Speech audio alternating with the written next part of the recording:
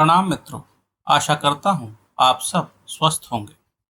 मित्रों, आज के वर्तमान परिवेश में बहुत से बुद्धिजीवियों का ऐसा मानना है कि हमारे शास्त्रों में कहे हुए वचन, पुराणों में कही हुई कथाएं केवल इतिहास और कोरी कल्पनाएं हैं।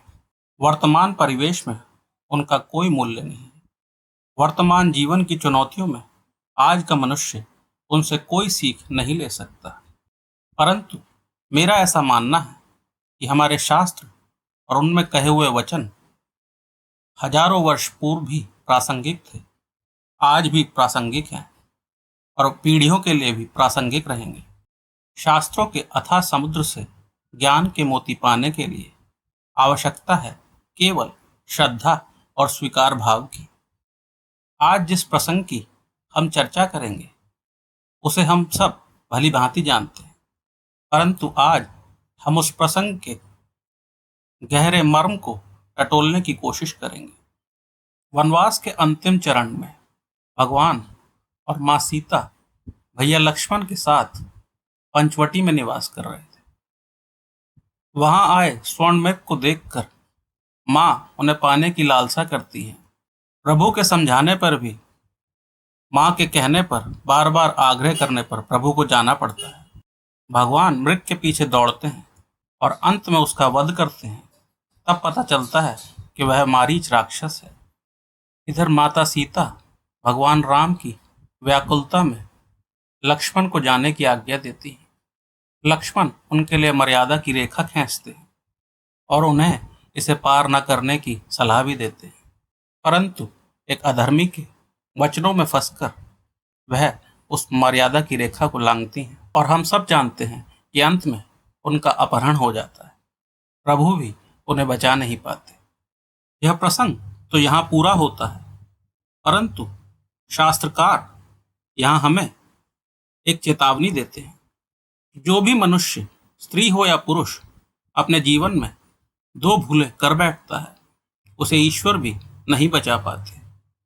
पहली भूल, जब कोई सांसारिक प्रलोभनों में पड़कर अनुचित इच्छाओं के वश होकर अपने सच्चे साथी या ईश्वर की समझ को ठुकरा देता है।